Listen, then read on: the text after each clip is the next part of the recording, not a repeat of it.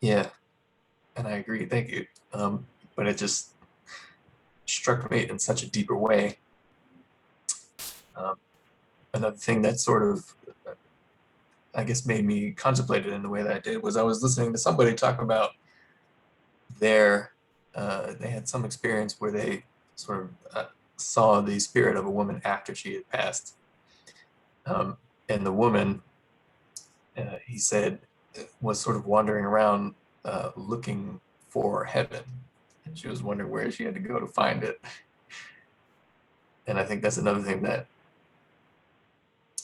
initiated the experience that I had, because there's not that much of a difference between well, there is a difference between what we experience now in this physical uh, world versus what will experience when we leave it. But in the basic sort of spiritual mechanics, if you will, are the same. You can, in some ways, wander around looking for something that you don't realize is a part of you, is a resonant force of your own higher self. Um, you can wander around looking for that in this physical experience and to some degree when you transition out of it.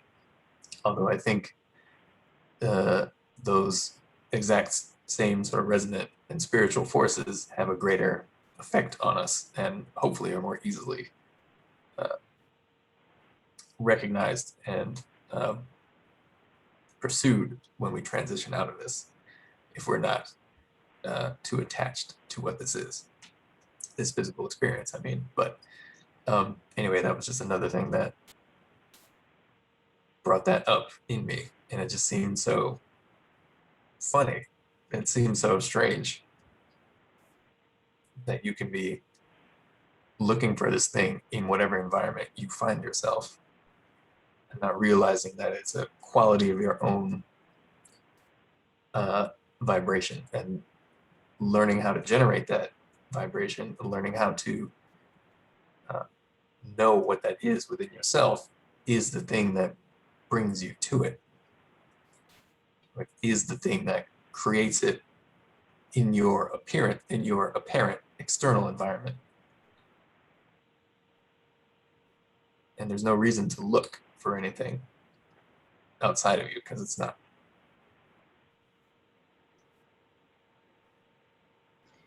One of the Question.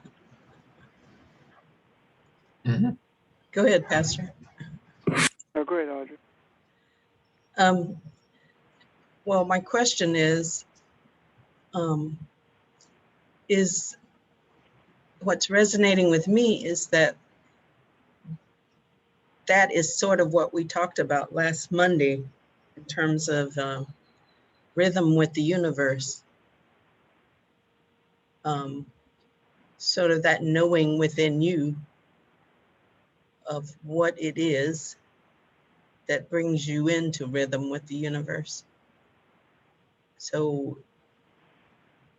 am I on the right track with that? Absolutely. And I think the sort of fear that that lady who had passed and was sort of walking around in her spirit body, not really realizing exactly what was going on, which happens to most people, I would imagine, when they pass. Didn't know that, yeah, it's something that you learn to resonate in tune with. And then, just like the Buddha said, with your thoughts, you make the world, which has been said in all spiritual traditions at some level. That resonant thought that you interface with is what creates what forms the thought around you. And everything is thought.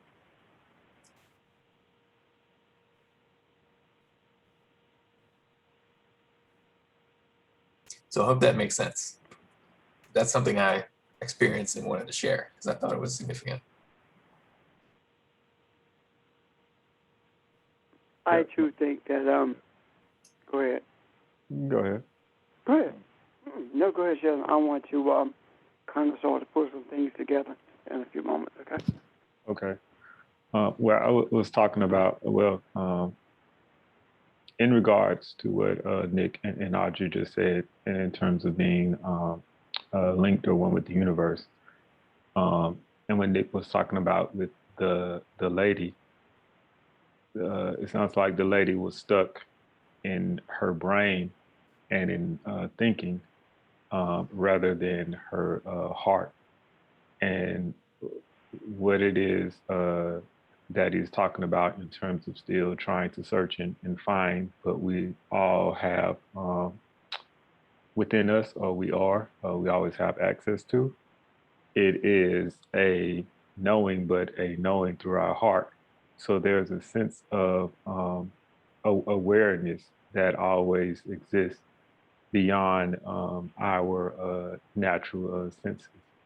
And it is that particular thing, even though she was no longer in her physical body, she was missing that that awareness, and in a way still relying or trying to think, so to speak. Yeah.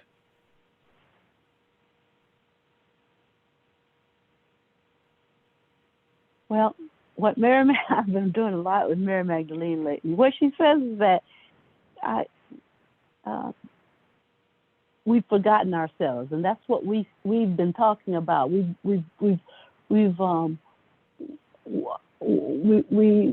forgot what our identity really was. You believe you are a child of darkness, and many people believe they're a child of darkness. They believe that what they see materially and what they're told about who they are, or what someone labels them as, is who they really are. But what Mary Magdalene reminds us of is that you believe you're a child of darkness, yet you are a child of light. Indeed, truly I say, you are a person of light who has come from light.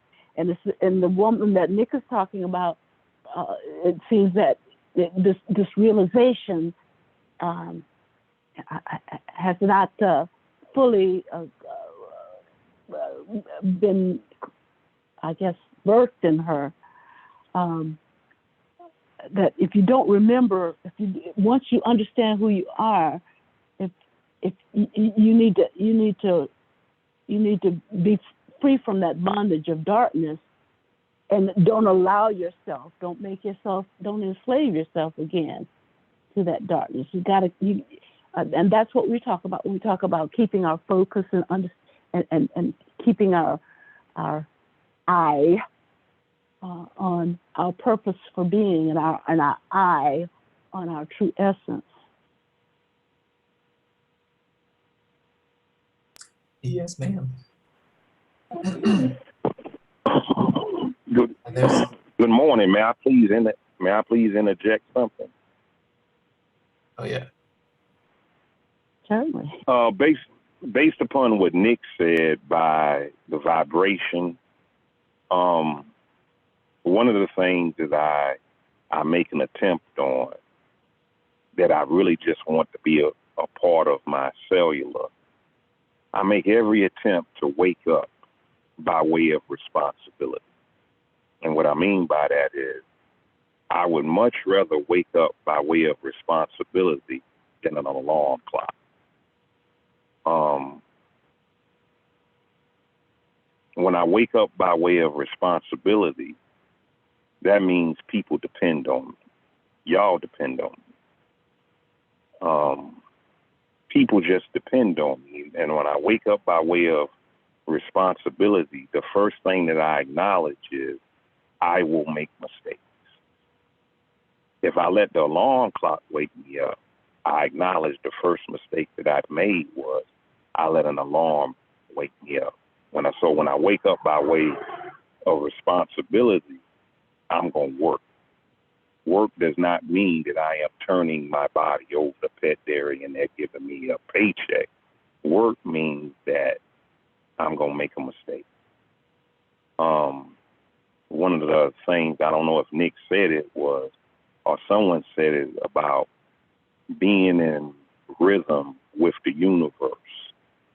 And when I heard that, I automatically thought of when I am in rhythm with the universe, that means to bring balance.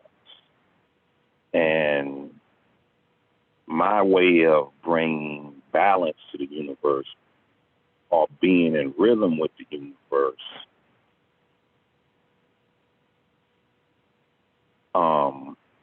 I rely on what has always served me well. And the thing that has always served me well is stupidity. If I can't reason with you or you can't reason with me, I'm going to go back to what I'm comfortable in. And what I mean by stupidity is when I used to watch my children play sports, my baby boy would play with two other playmates. And in his playing with them, the mother's getting the brakes beat off of her financially. So when I'm at the game, I know I'm going to buy Ellison something, and he playing. So I say, hey, Ellison, y'all going over to the concession stand. Y'all get yourself something to eat. When my son and those two playmates come back, they bring back Gatorade, Airheads, Blow Pops, Skittles. And if I know that that mother of those two children getting the brakes beat off her financially, I think that I've done good. Yet when they bring back something like that, I'm like, look, fellas, you can't have no good Bo Diddley behind candy. Take your butt back on over there and get you some hot dogs. You shouldn't have to say that, but I'm going by what I feel comfortable in to help a situation. Could I go to the young lady and say, hey, the Holy Spirit moved me, and if it's rough out here on two-parent households, it got to be rough out here on a single-parent household? Well, that's not accurate. There are single-parent households out here that got more structure and discipline than a two-parent household. So in being in rhythm with the universe or being in sequence with the universe, I rely on what I've perfected for 50 years. And if other people or another individual, if their technique for bringing rhythm or being in rhythm with the universe is to practice breathing technique, I'm not going to knock your hustle. If your breathing technique is bringing something righteous in the world, roll with it. This whole thing of identity is real important for us to find our identity. And when you look at, I called my niece up a couple of weeks ago when I asked her, I said, you know, how did you feel when my great nephew, your son, communicated saying he had to use the bathroom? And she said, well, George, first of all, I was relieved because it's $400 a month between diapers of daycare and the home. And I was basically at, did you see an identity change in your son? She said, George, I was still happy about the money situation. Yeah, but I did see that there was a corner that he made. He was able to identify, hey, mama, I got to go to the bathroom now.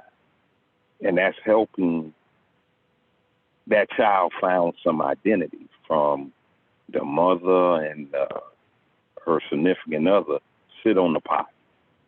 So it's real important that we find our identity because, and this is heavily opinionated. Anything I say is heavily opinionated. If you look at the European male from a historical aspect, the European male has always wanted to be right, R-I-G-H-T. Our frequency in finding our identity is real important that we stay on the righteous frequency. Because there's right is the root word of righteous, but once you add that suffix, you know, it puts it into another realm. And I'm kind of like talking about my experiences that I've had since the last conversation with you all. We hired a couple of drivers, and I had to drive one. And we had the stoplight, and the light turns green, and he proceeds. And I say, hey, boss, you didn't see that other car over there? He said, but I had the right of way. Man, take me back to the yard. Get me out this truck. You want to be right. Do you want to be right by way of a vegetable? Do you want to be right by way of a paralyzed? Do you want to be dead right? Just run me back to the yard. So we got to get out of this thing of always wanting to be right. Let me interject. Concentrate on the free. You mentioned, because you Go ahead. touched on, you're touching on a lot of things, but one of the things you mentioned was identity and being able to develop and form your own identity. And that process starts very early, and we engage that process our entire lives, and beyond this physical experience. Identity is the whole thing, because identity and knowing the true nature of self and who and what you are. Oh, can you mute your phone? Thank you.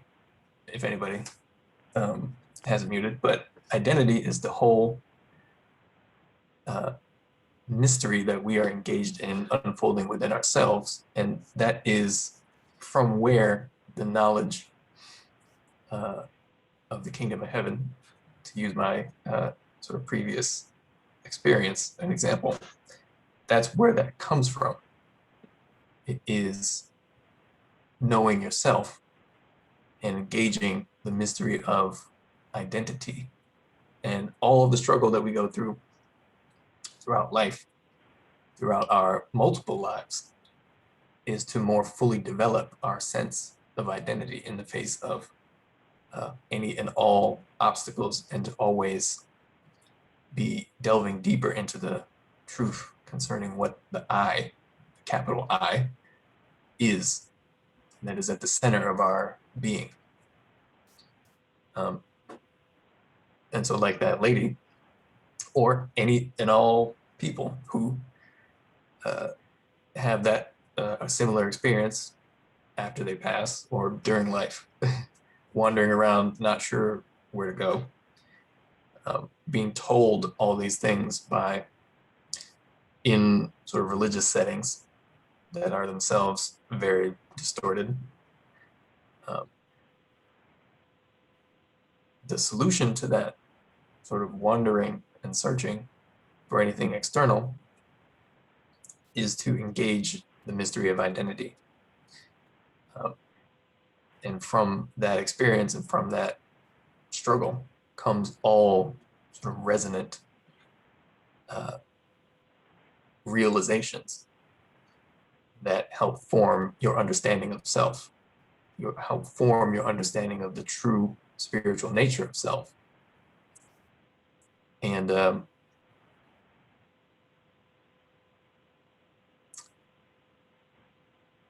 yeah, well, let me just say that, but identity is the whole thing. All of this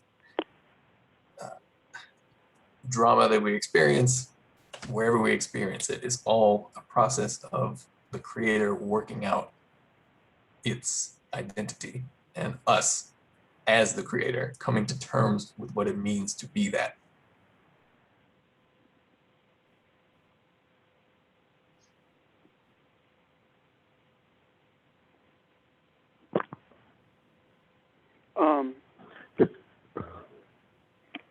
Anyone else? Yeah, Pastor Ron. Go ahead. I was most of my week is I don't watch a lot of television. I trying to get some rest, getting ready for the next day. But I woke up in the middle of the night one night, and I can't remember if it was Hallmark or Lifetime, whatever the channel was on. But it was a version of the story of the Prince and the Pauper. I'm sure you're all familiar with that, what that's about. But the Pauper had taken the role of the Prince. And what I woke up to is something happened, some dilemma that happened that he didn't know what to do. And it dawned on him that he was the Prince.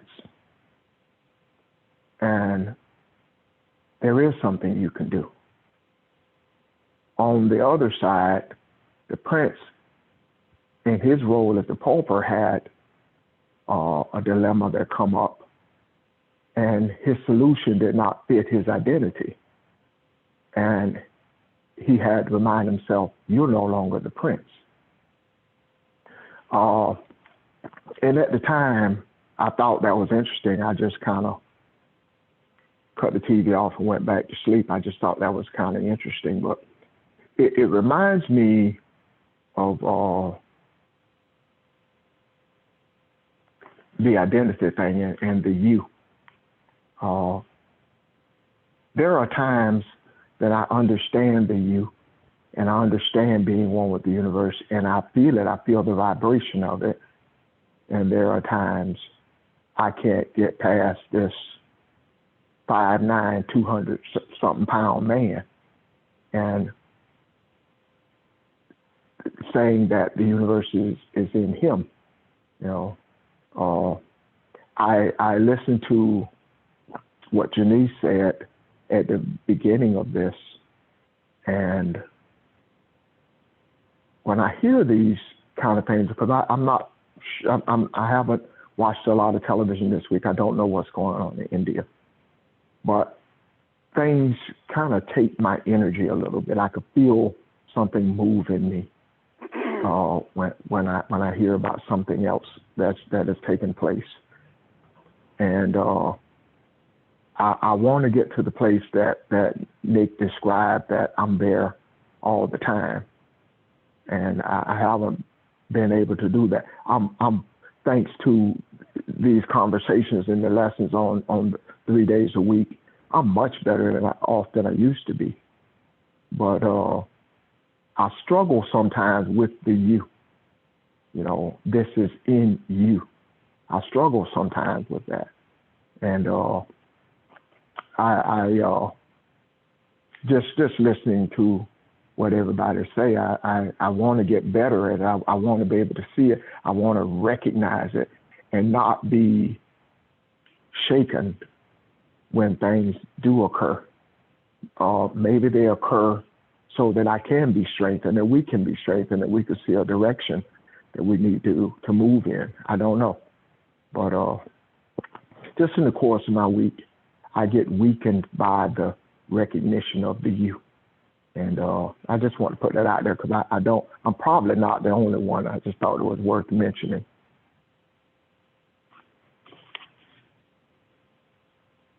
I'm sorry, Pastor, you can go ahead. Okay. Is there anyone else? Well, Rev, based upon what Ron said, you should feel that way. If you have an attachment to the universe, that means you have a relationship with it, or with the universe. It's just like in the physical. I have a relationship with Reverend Richard, so therefore I should be able to share his experience. If I want to turn Reverend Richard into a little boy, for lack of a better word, cook him some baby back ribs, let him see. So when you have a connection to the universe, then if something jump off in the universe that is not to your liking, you should feel some kind of way. If something jumps off in the universe that does good, you should feel a certain kind of way. People who do not have a connection to the they're not going to feel anything. That could be opinionated. They should. So that's a good thing. That I guess what I'm saying, though, George, I should not be led by and overwhelmed by my feelings and emotions about a thing. Well, if you're connected to, if you are, well, forgive me for interrupting. Go ahead. My bad, Paul. No, go ahead. I'm done. No, if you have a connection to the universe, then you will have emotion. You may have to just learn how to control your emotions. So it's a growth thing. Crawl, walk, run. You know, think a thought, get a feeling, do an action. Same thing, go with me. I don't watch the news. Too doggone depressing to me. It can have an effect on me. But being that I'm connected to the universe, I recognize that, hey, George, it could be far worse. You may not even have any empathy or sympathy toward the people in that view. You know, so I realize it's there. Okay, how do I sedate this? You know, do I go read a book? Do I light a Newport up? You know, I got to do something to calm me down. So that's the perk and con of having a relationship with the universe. You gonna feel what the universe feel because the universe got the same thing you and I got. The universe has 33 vertebrae. The universe has 33 spinal nerves. It has a cerebral fluid that widens at a certain vertebrae. The universe has dopamine, endorphins, and them other two words I can't pronounce. Oxytocin, sorority. Got a liver, got a spleen. So maybe the universe is depending on you, Ron, to give it its antidote to make it feel better. My bad. Go ahead, Brad. I don't think that's it. I think what it is that the universe has that, is that we are the universe is us.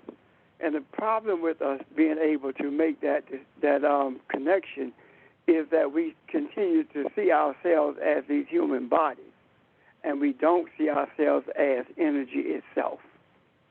When we think about the universe, we think about a dark space with planets and stars, etc. We don't think of it in terms of energy, just pure energy itself, just as we think about ourselves in physical terms as well. I concur wholeheartedly with what's being said in terms of being responsive to what's happening around us.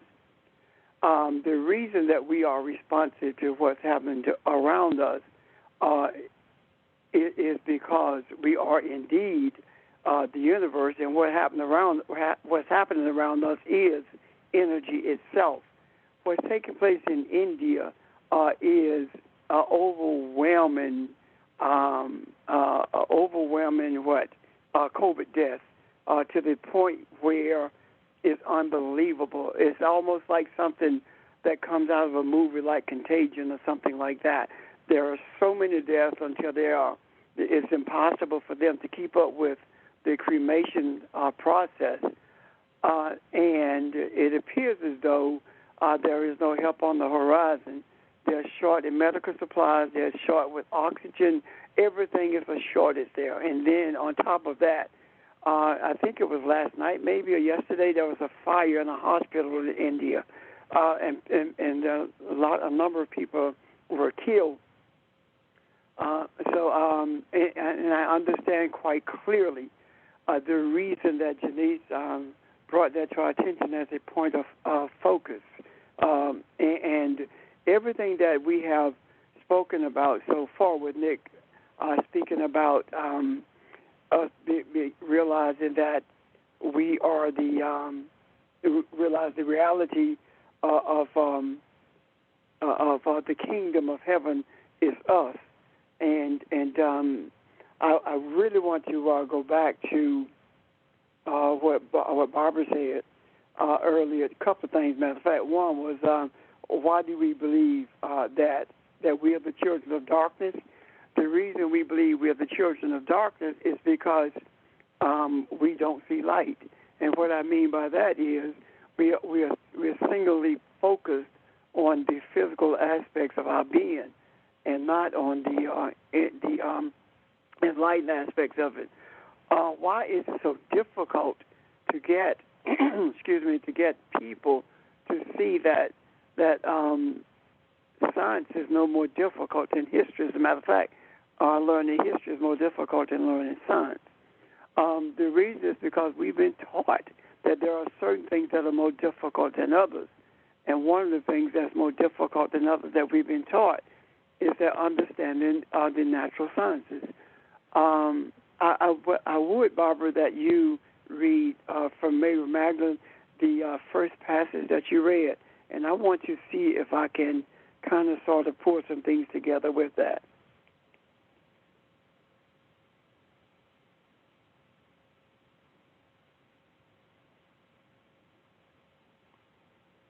Barbara?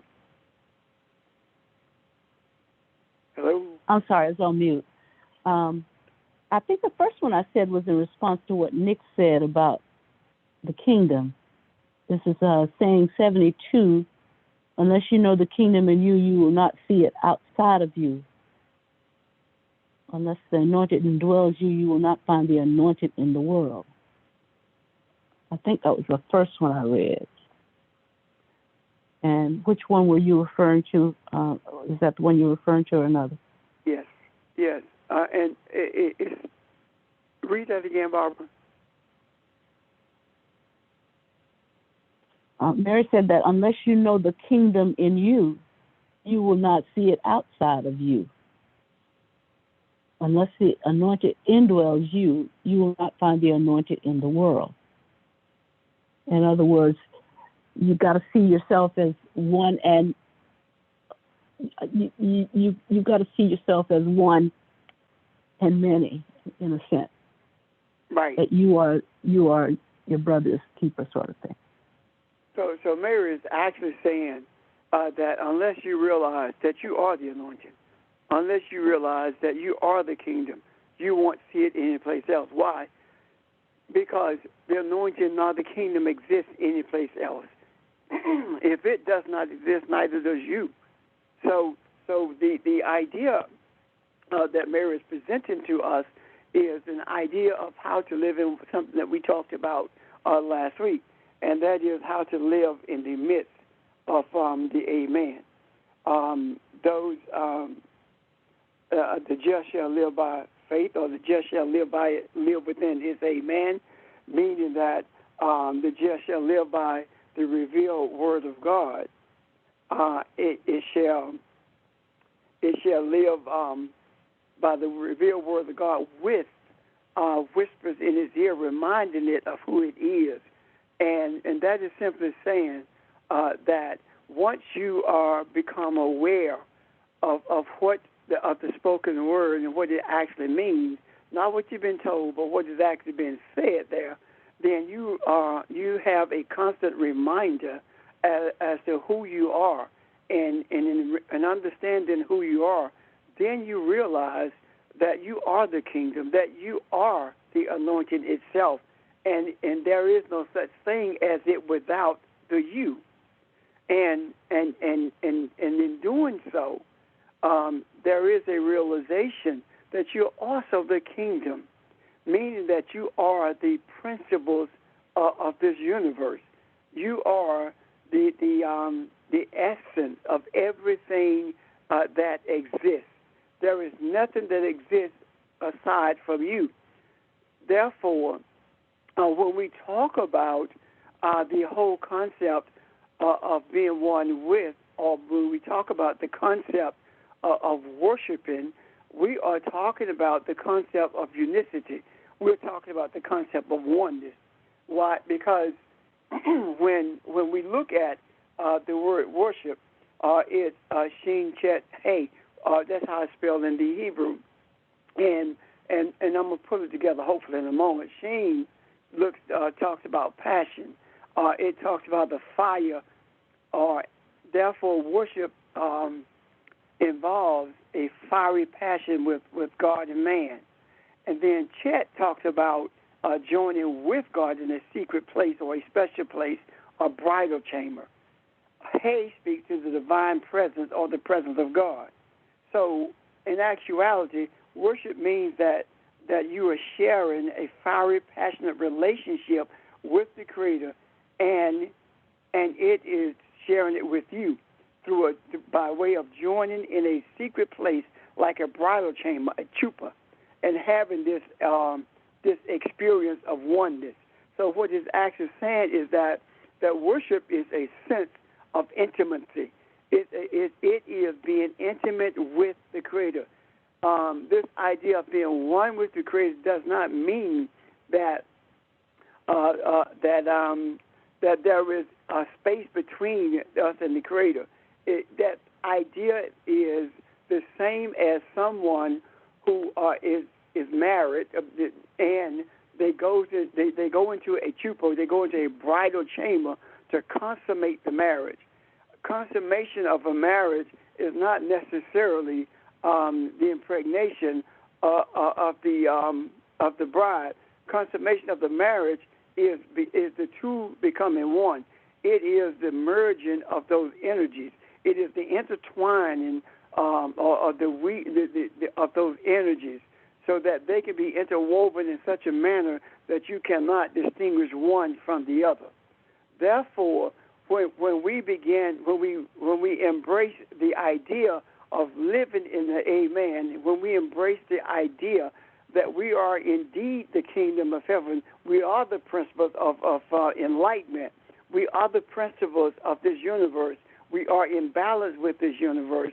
When we embrace these principles, then what we are saying is that we are so interwoven with the universe until it is us and we are it, and we cannot distinguish between the two.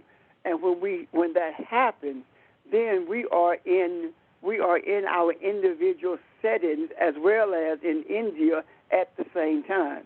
And because we are these principles and because we are the universe, we have the power to alter the energy that's allowing these calamities to take place in India. And it doesn't take our physical presence there in order to reorient the energy there. It simply takes our desires to do that. And one of the ways we do that is by looking beyond, as Ron said in talking about the 5'9", 200+ pound man, looking beyond the physical entity and recognizing that the physical entity is no different than your driver's license. Your driver's license identifies you as the driver who is licensed by the state. Your body identifies you as that name that has been attached to you, so we will know who we are talking to when we see with our eyes or hear that voice. However, the spiritual aspect, essence of our being is far more intricate than that. The spiritual aspects of our being cannot be identified that simply. Why? Because in order to identify the Elohim or the spiritual essence of our being, we see that we are one. The many is the identity that's attached to the different individual physical aspects of our being, but the one is the identity of our essence, our total essence. And when we, for example, like tonight, we meditate at 12 o'clock tonight, and our desire is to reorient the energy in India for the benefit of humanity. And what happens at that point, it is not Nick doing this, neither is it Barbara, Catherine, Rona, or Janice. It is Elohim doing this. It is Elohim focused at 12 midnight tonight to reorient the energy in India. And which Elohim? Well, see, there is Elohim that brought into existence this heaven and this earth for the purpose of Adam, to dominate it. And in dominating this earth, then that means we dominate the energy of the earth for the benefit of humanity. And we can, when we do this, then we are one with the universe, which means that we are not doing this just because we want to prove a point. This is being done in order to bring the energy in India in rhythm with the energy of the universe. And there is no such thing as it being able to overcome us or to resist the desire to bring it into rhythm. And the reason I say that is because we have been explicitly told to dominate the earth. And the reason we've not been able to do it up to this point is because we've not believed truly that we can do it, or we're trying to do it in a manner that is contrary to the scriptures themselves. So all I suppose I'm making every effort to say is that when we listen at what was read from saying 72 of Mary Magdalene, then the reorientation of that energy means that we have truly embraced the reality that we of who we are, and the reality that we are Elohim, and now the world the world began to benefit from it. Therefore, just as the scripture says, and he said, "Let there be light," and there was light, and it was good. No, it was for the benefit of humanity. So we are saying, let there be order in India. Let there be balance in India, and it is for the benefit of humanity. This is not something that we need vocal cords to say, because when the words were spoken in that first chapter of Genesis, there were no vocal cords. When it talks about, and Elohim said, it's not talking about vocal cords. It's not talking about a speaking in the sense of voice inflections. Amar means to speak, yes. However, it also means to give thought to. So it is our genuine, deep-seated thought, our deep-seated desire that the energy in India be reoriented for the benefit of humanity, bringing to an end the calamity that is taking place at this moment. Any questions or for clarity or comments about that?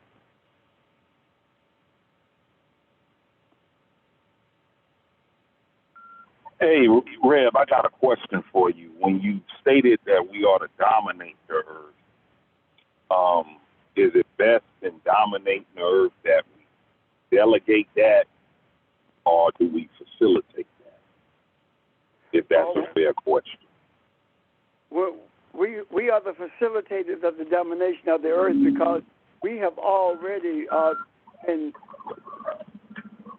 we've already been told to do that. So it is up to us to facilitate that. And would you mute your phone, please? And the Creator is not going to do that. Now, it does not mean that the universe is not going to be congruent with us in getting it done. It does mean that we must be the initiators of it. The desires must have its genesis in us in order for this to take place, or in order for this to become a reality. And may I ask this, Janice, is this the direction that your thoughts were when it came to India? Yes, it is. I know we were really pressed to deal with COVID here in America, as well as the shooting. And I just, I felt the same sense of urgency about India. I mean, they're us and we are them. And we must always have that sense of urgency about it. Mm-hmm. And may I say something too, Janice? Remember when we first meditated, we talked about all mankind. We didn't talk about just the United States. So although our eyes are seeing the devastation in India, the seeds of light are there already, because that was our desire. It was not necessarily the United States of America. That's true. Yeah. So it appears as though our focus then needs to be shifted there, because of the extreme devastation that's taking place there. However, let's keep in mind also that there's a different type of desecration taking place in this nation. And to be quite frank with you, if this country and others like it had done what they were supposed to have done, then that would not be the problem in India. Right now, Agreed. we in this nation have far more vaccine than we're ever going to need, and still refusing to release it to the rest of the world. Right now, as quiet as is being kept, there is an effort to continue the chokehold that this country has on the world in a very surreptitious way. It is doing it in this nation with the voter thing, but it's doing it around the world with a death hold on the vaccines, and at the same time, even though it is releasing some of them, it is releasing the ones that are the least effective than the ones that are being kept.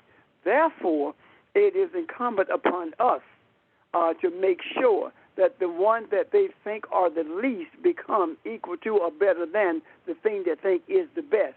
And in that regard, the last will be first and the first will be last. So the thing that is meant for their demise becomes the thing that keeps them alive. So our thoughts have to always be in that direction. And to those of us who find it difficult to hold on to what we're talking about today, whenever we think that we are a mere man, when that crosses your mind, remind yourself of who you are. Hear that whisper of the amen that you're living, that you are Elohim.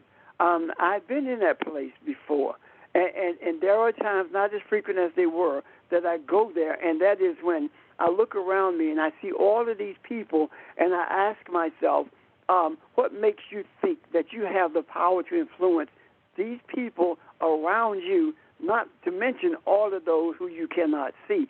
And I remind myself, I'm not influencing people. I am Elohim. And I am not influencing people. I am opening the eye of humanity to see who it is. Why? Because it is time for Adam to cease to be Adam and become Elohim. What am I saying? In the Hebrew, the word Adam also means human. Therefore, it is time for us to stop looking at ourselves as being Adam and see ourselves as being Elohim. And you say, well, I do that. No, we say that, but we must be that instead of just saying that we are Elohim. We cannot be Elohim and act like Adam. We can't be Elohim and act like humans. And humans, how do humans act? Humans throw their hands up and say, I've done all that I can. I don't know anything else to do. Humans feel impotent when it comes to things of the magnitude of what's happening in India. Humans feel themselves to be too small to be able to be in rhythm with something as vast as the universe itself. Humans feel like worship is an opportunity for them to be submissive in such a manner that something greater than them is going to take the ball and cross the finish line. No. Worship says that you are not human, you are Elohim. Worship says that you have become one with Elohim. Worship says that you have had intercourse with Elohim, and everything that you produce is light itself, is enlightenment for humanity. Worship says that you are not a mere man, and you will not live as a mere man, and you will not think of yourself in that manner. And when you look in the mirror, you will see the house that you live in, but you won't see you. These are the thoughts that we must embrace in order for us to be in this earth to humanity who we have been brought here to be.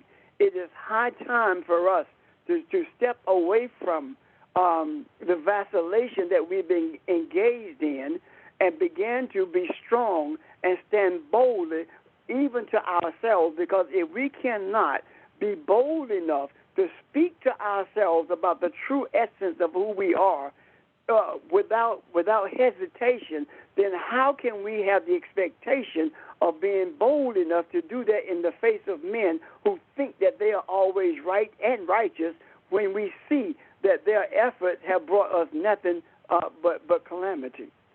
Does that make sense to you guys? It Yes. makes sense. Can I give you an example of what I'm talking about? Sure. I was at work the other day. I was tired, back was hurting. It's hot because the building's not air conditioned. And I'm sitting there, and a bunch of people got sent home because of lack of work. And I'm wondering what any of us are doing there. And, you know, I'm starting to feel some kind of way. And this girl walks up to me, and she starts telling me about someone who's going through something and may even need a place to stay and not having any money and that sort of thing. In the midst of her talking, I saw a solution. And I said to her, because I know the young lady, I said, ask her to call me. And she said, well, I can tell her. I said, no, I need to talk to her. I said, ask her to call me. I said, I think I can help her. And she said, okay, I will. It was probably 15, 20 minutes later, I noticed that my back wasn't hurting anymore. I noticed that everything had changed, even my thinking. What that said to me is, first thing pop in my head is usually, I'm usually pretty good at finding solutions for people. Me is a different story, but I don't like seeing people suffer or struggle. So I thought about it, and I thought, when did you start feeling better? And I noticed that it probably happened immediately after I got through talking with her about that young lady's problem. So that's when it dawned on me, the being human and the being spiritual. I don't want it to be a switch that I have to throw on. I want to be able to be there without giving it thought, without meditating on it all the time, or, you know, even when I start to feel myself going to that place, to have to kind of steal away and do something about it. And I was thinking about Joseph with that coat of many colors. I don't want to have to put on a coat, because you put it on, you're taking it off as well. So that's just something that popped in my head. It's like, this happened and it changed things in an instant. Why can't you be there all the time? And so when I'm slipping out of that, I don't always notice it. It's just the human part, you know, is a reminder that you're not in a place of comfort all the time, or this is happening and that is happening, and it kind of steals you away from the true essence of who you are. So that's all I'm talking about. I want to be able to stay at that place. And it doesn't mean I'm going to be jubilant all the time. And it doesn't mean you're going to, you know, always sit there and you know, feel 100%. But that just caught my attention. And it was almost like flipping on the light switch. In fact, felt like flipping on the light switch. And it caught my attention. That's all. And I'm saying you can, Ron. And I'm saying that you can. Why am I saying that? Because the master teacher is giving you an opportunity to do that. The reason that was brought to your attention is to show you that you can. And whatever it takes, are you willing for whatever it takes for you to stay there? If that's the case, then what you're inviting is opportunities to bring solutions to the lives of humanity. Reb, you mind if I ask you a question? 1 second, please. You hear what I'm saying, Ron? Yes, sir. I hear you. Yeah. It makes sense, and that's what I want. I want to be able to stay there. I don't want to have to think about it or try to pull myself out of something. I want to be there. So from this point forward, it's not that you want to stay there, it's that you're there. Okay. And that's what you remind yourself, that you're there. I don't want to stay there. I am all. That's who I am. It's not I want to be Elohim. I am Elohim. Same principle. Make sense? Makes sense. Okay, George. Well, before we go to George right quick. Okay. George, just one second. I wanted to respond to Pastor Richard and Ron right quick, please. And Ron, another thing, and this goes for anyone. Absolutely under no circumstances, should you going forward, or anyone for that matter, beat themselves up for not being at that particular point. You have already actually begin to make a transition. And when I'm saying make a transition, I mean make a transition in terms of knowing and of more awareness and being aware of the difference, or just being that I am in this particular place. I wasn't at this particular place before, etc. So it's just like with meditation. First, there is a lot of effort when one first begins. But then as you get better and better at it, you begin to slip in that place unknowingly, and then to the point where you're, for the most part, like residing in that. So don't beat yourself up at all. And in fact, beating yourself up about it actually does the opposite, and it keeps you from that place for which you actually want to be. So, as Nick said just before, you've made great progress in this. So I guess in a way, just get out of your mind about it. And how you slipped in there in the first place was you wasn't in your mind. You were in your heart. And it's then through that heart, the mind thinks and the heart knows. It's through your heart that you felt and you experienced that particular thing. So it's almost just like you just let it go in a sense. But no, you're definitely on the right track. Stop beating yourself up. I agree. Well said. Okay. Thank you. Thank You're you. welcome. George?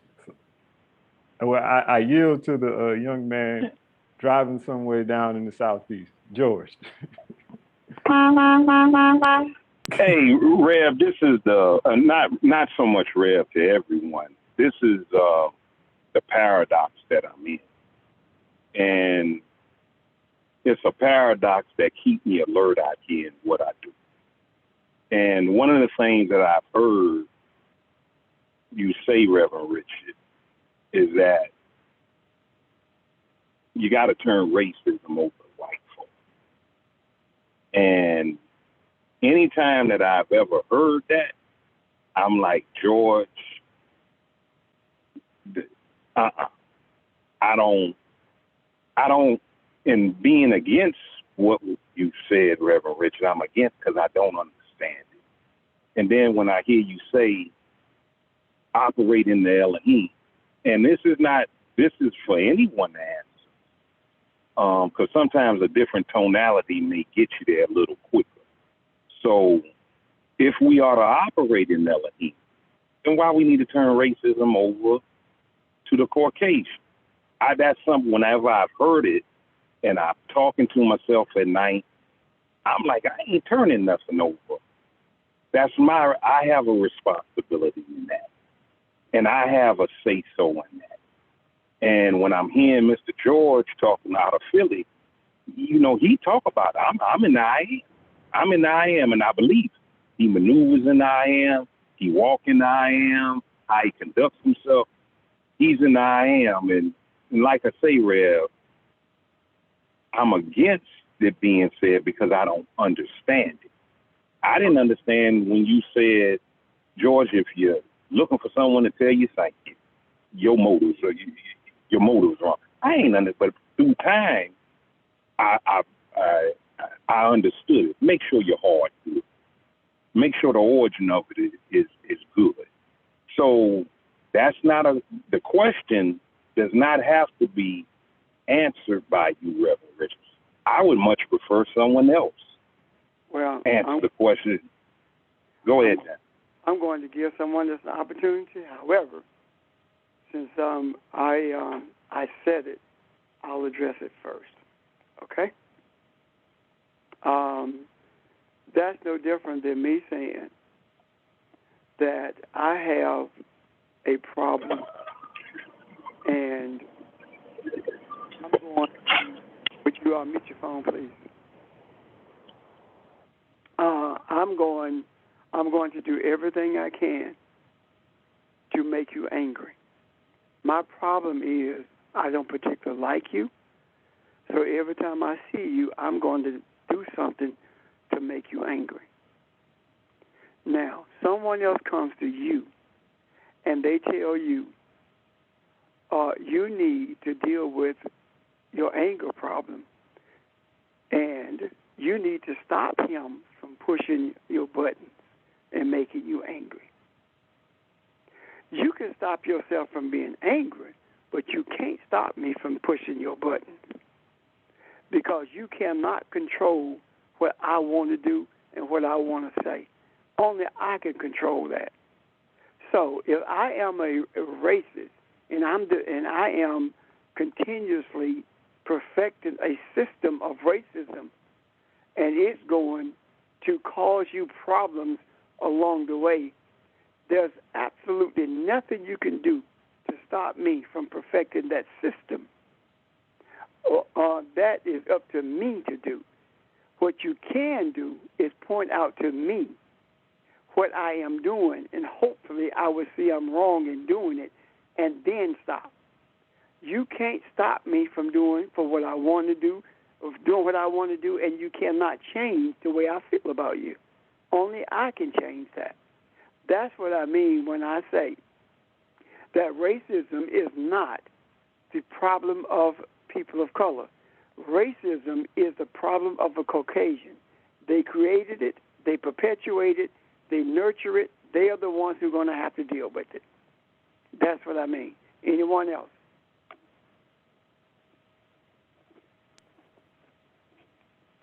I can sum up what you said real easy to make it a little easier for everyone to understand. Well, another analogy. You cannot stop a baby from crying. You can try to encourage and do things to get it from crying, but you are far better off dealing with, like if you're on a plane or something, yourself in terms of how much that baby crying bothers you. I'm finished.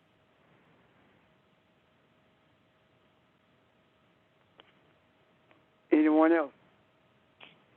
I don't. This is Barbara. I don't have additional comments to what you just talked about. I just have a reference to what Sheldon was saying in response to, I think, something that Ron was saying, and you, Pastor, when you were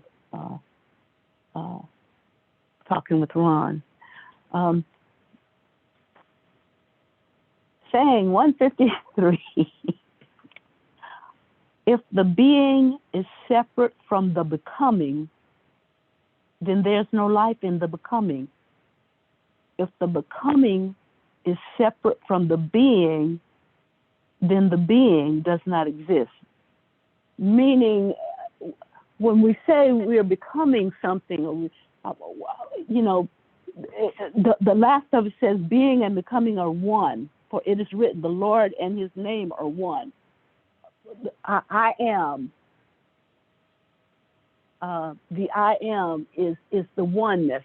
And so being and becoming, we can't see it as two separate things. We have to see it as already combined, already one. So if I'm becoming more like Christ, I be Christ.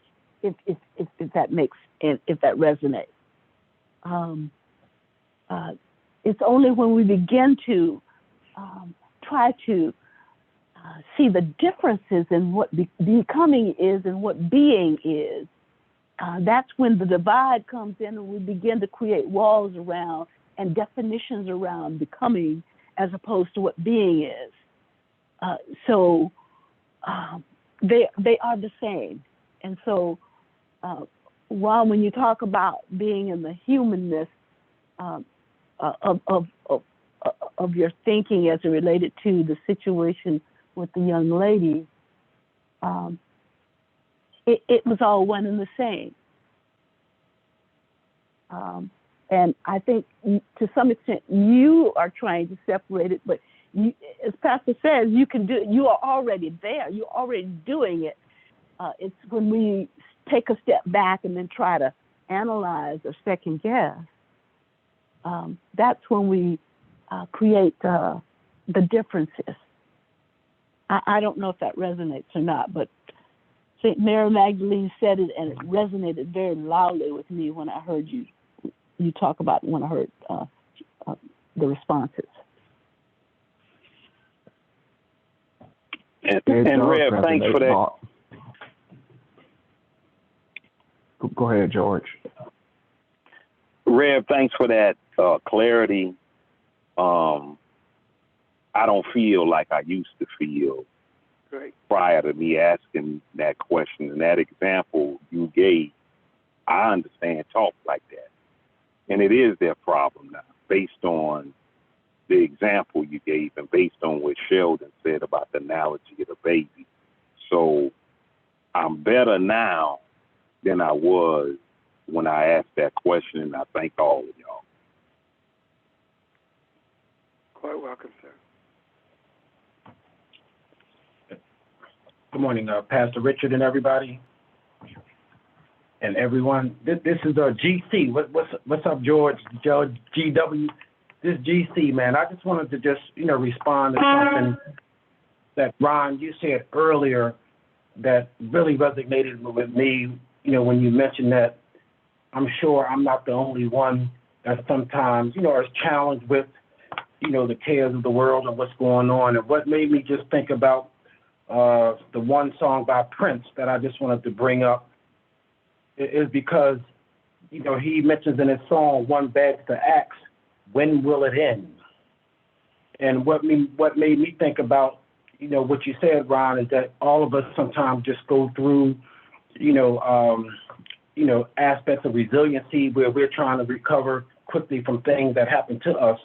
But in the song of Prince, he mentioned that, with an all-knowing mind made in God's image, you can create as your creator, God intended, with love, honor, and respect for every living thing in the universe. Separation ceases, and we all become one being singing one song. I am the universe, the sun, the moon, and the sea. I am the energy. For that is what I believe. I could be contradiction, cause that is all I see, but I am the universe, and the universe is me. And I think that that's the power. We were talking about the vibration earlier. We were just talking about the synchronicity in terms of we all are one yet many, but I am because we are, Ron. I am because we are.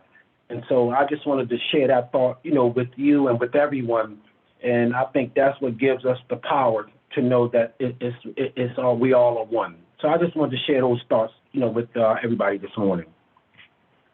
I'm done. Thank you, George. I don't know. I just had a light switch go off in me again. I guess I'm gonna stop. I guess taking a step back.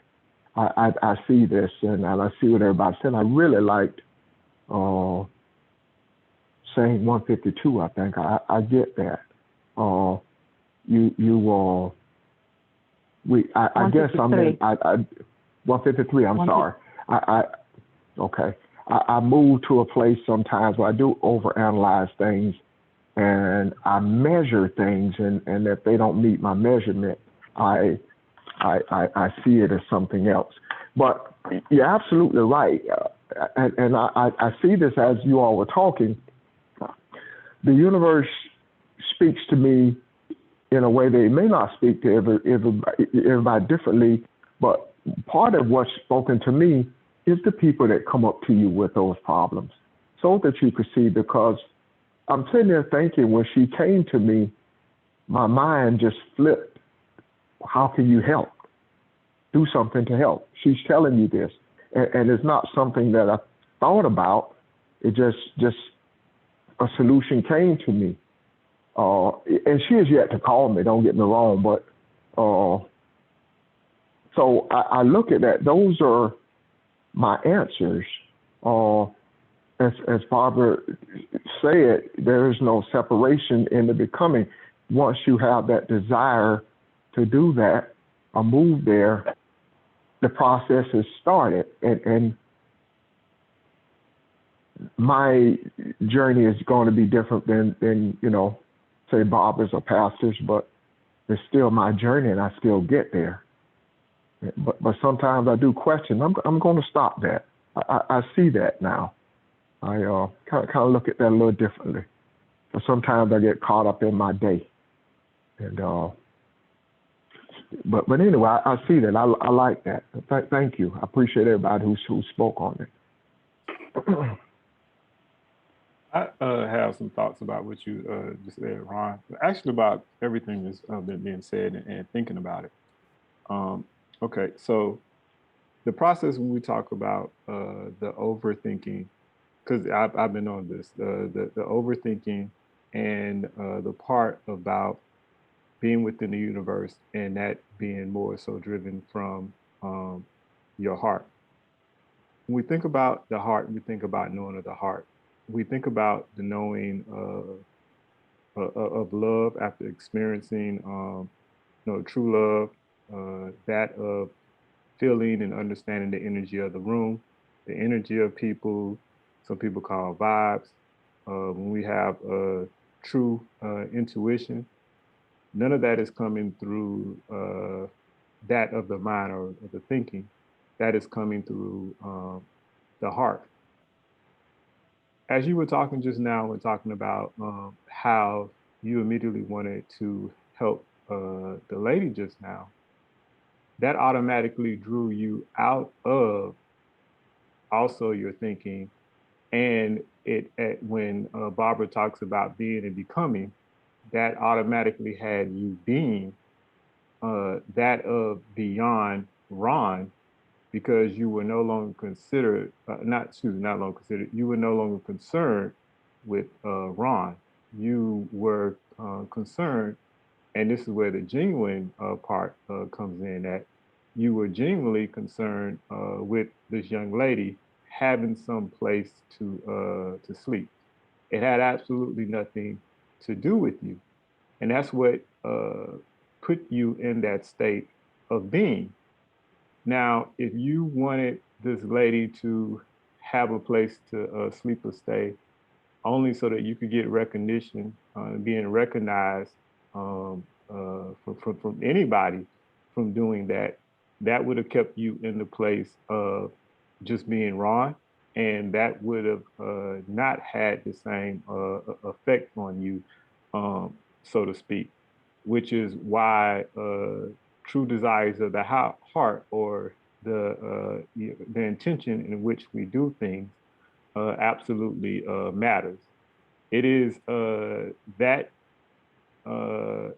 intention that goes beyond, quote unquote, for the sake of this conversation, the individual self, that takes us into being, that takes us into that experience and knowledge of the heart.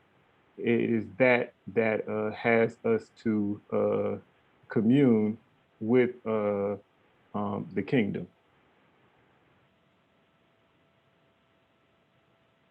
I'm done at the. In addition to what you just said, Sheldon, as you were talking, I saw something else.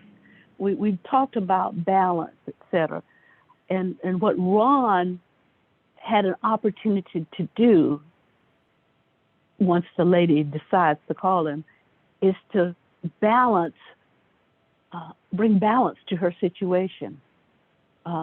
Balance, and he may not have, even if there's someone who walks up to you that you don't know, who have an issue or a challenge, or what's seen as a challenge to them, but you have a response that addresses that challenge, if they would simply receive it, is an opportunity to bring balance. And that's the connection with universal rhythm right then and there. And so that's what you felt. That's what you felt when it clicked that, gosh, I believe I have something that can help her. That's the connection of being part of the universal rhythm.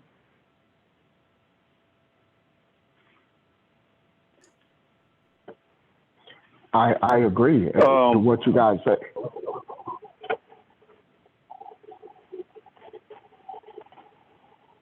Go ahead, John. Go ahead, boss. No. Go ahead. To me, what's fascinating about Ron's narrative is, and I don't think we need to overlook this, whatever Ron is doing out here on this concrete jungle, somebody came to him to talk about someone he knew. Now, out of all the people in that doggone plant, why is she coming to him? Or if it was a dude, why is that dude coming to him? So it got to be something that was in that person to say, you know what, things ain't too good for a person that we both know. Why did that person choose you? So you got to be doing something out here that's A1 day one. No one ain't going to come to you. Ain't no one going to come to your well if your well ain't well. That's straight facts right there. You know, so you got to be doing something. And it is, you know, we can process, Ron, you know, we can process this out with Ron of what he's experiencing. Yet I'm just saying we shouldn't overlook, why did someone choose Ron? I'm pretty sure it's more than 3 people in that plant. Why didn't they choose their supervisor? Why didn't they choose their sibling? Why did they choose? Why did that person? So that's the question I have for you, Ron. What are you doing out here to make someone come to you to tell you about another person's deficit or another person's victory? You got to be doing something out here, man. You know what I mean? Yeah, yes, sir. I know what you mean. And this whole thing started, it was a thought I had. I was agreeing with what Nick brought up at the onset of our lesson, and just, you know, talking about it from my perspective. And I agree that that's part of the measurement that I have, that keep doing what you're doing. It just sometimes you know, you got to, I voice things, and maybe, you know, I see a point of weakness or a point of frustration, and I voice things, and that was one of them. But the thing that settled with me in the end, and it happened rather quickly, is the satisfaction that I felt when I recognized what had just taken place. It was more than just a conversation that had taken place. And I recognized that. And it kind of helped set me straight. But, you know, it also, instead of, and my fault is I did not see it totally as something positive as I should. My fault was I looked at it and said, well, why can't you do that all the time? And, but yeah, I'm not going to do that again. Right. I see that now. I see that, and I appreciate where you are. Thank you, Ron. I appreciate you bringing that, because I think that your experience is there, because there are others of us who have those same experiences that you have. And I do believe that when we talk about some of the struggles that we have in holding on to, or stand where we know we need to be, or however you want to term it, is there not just because of us, but it's because we will give the example, we'll raise the question, we will open ourselves up and expose it, and there are those who won't do that. and it helps all of us as a result of that. And when I say all of us, I'm not talking about those of us necessarily who freely speak freely about what our experiences. I'm talking more about those who are the silent voices on this phone now, those who have these unasked questions and these misunderstood experiences. I think that we're bringing answers to them more so than anything else, and I'm most appreciative of that, and most definitely encourage us to continue to do as Ron has done today. Thank you. So, this is Evelyn. I'm sorry. Go ahead. No. I yield to Evelyn. All right now. But, yeah, I just want to comment on Ron's action. Whether the young lady or whoever accept the invitation, I do believe that helped Ron free himself from feeling the way he has been, or he did at that time. Also, this week I felt like I've been in a wrestling match, and it wasn't with anybody else but me. And I got relief when I was holding on to something, and I finally let it go. I wanted certain things to happen for me this week, and I was just holding on to it. But the minute I let it go, then things just fell in place for me. And I can see, I felt relief. And even with what was said this morning, that has really freed me. I really feel liberated, Ron. And like Pastor said and others, I really appreciate you sharing that, because it triggered something inside of me to remind me of what happened for me, being free of me, my thoughts, what I had, just to let it go, and how it worked in my favor. So I like you. I want to stay in that moment. I want freedom. I want to get away I want to get from up under the bondage that I create for myself, that imprisonment with my thoughts. That's all I wanted to say. You're free, ma'am. You are free. Just remind yourself of that. You are free. Thank you. Okay. Evelyn just made something click in me too, because the letting go part, it's not that you're letting go, but you're releasing that energy to go do what it needs to do, in my opinion anyway. And I think, Ron, even if she doesn't call you, because you release that energy, instead of letting it get bottled up in you in some way or other, but you release it to let it go do what it needs to do. Even if she doesn't call you, the fact that you release that feeling, the fact that you had a solution, but you're releasing it to her, will help in some way.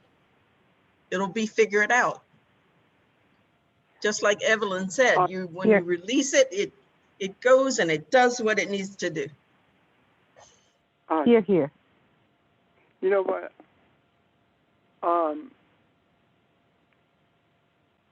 The releasing of it, she doesn't have to call him because it's already done.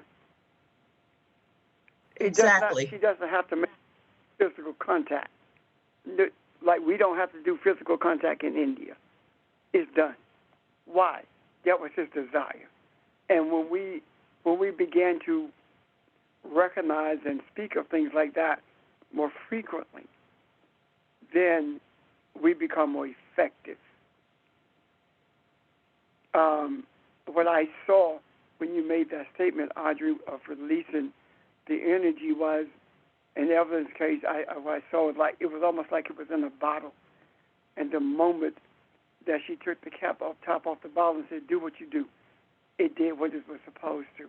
The same thing with Ron, the same thing with us. That's how we dominate the earth. That's how we change things in India or China or wherever.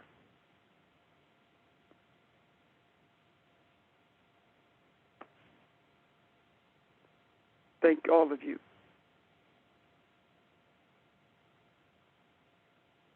Is there anything else to claim our attention today?